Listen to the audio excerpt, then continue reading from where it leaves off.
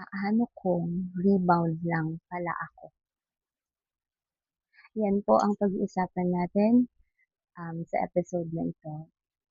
Hi, ako po ulit si Ursa at ito ang The Ursa Diaries. Welcome back po sa inyong lahat.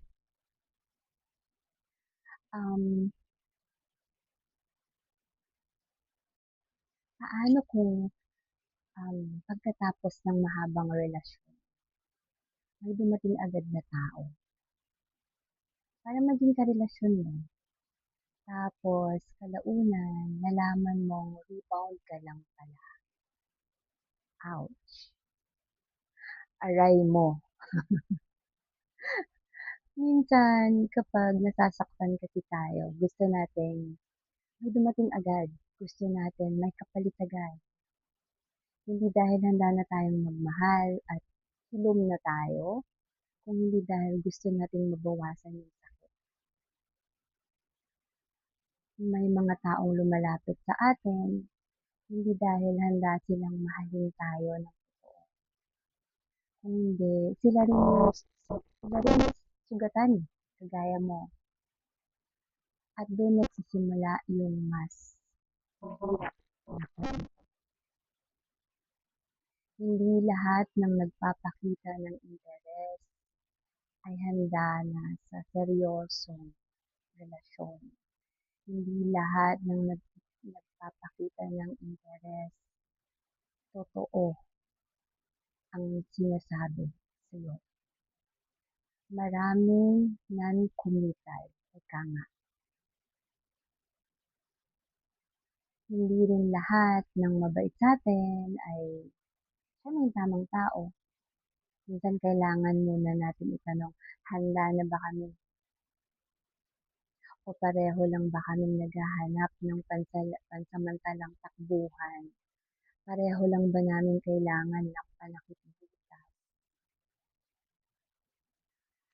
O sakaling mangyari yun sa akin, mas gugustuhin kong manatiling mag-isa na lang muna kaysa pumasok sa relasyon na nagsimula lang dahil pareho kami sugatan. Dahil gusto kong pag dumating yung tamang tao, buo yung puso ko. Buo rin yung puso niya. Hindi para ayusin pa namin yung isa't isa, kundi para sabay kaming umusad. Mas masarap mag-umpisa ng tunay yung pagkahilom sa nakaraan. Sabi nga nila huwag huwag mong iiwanan yung isang bagay na magulo para makastart ka din ng hindi magulo. Kasi pag iniwanan mo yung nakaraan ng magulo, magulo rin yung susunod. Naniniwala ba kayo doon? Minsan, ang pinakamagandang desisyon ay hindi yung agad-agad na magkaroon ng kapalit, kundi yung bigyan ng panahon sa sarili maghilom. Dahil ang tunay na pagmamahal, hindi nagmamadali. Sa tingin mo, paano mo malalaman kung tunay ang nararamdaman ng isang tao? Or rebound ka lang pala?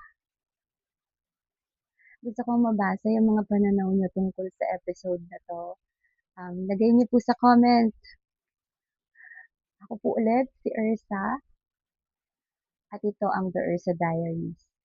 Tandaan mo, every ending is the beginning of a new chapter. Thank you po ulit and God bless.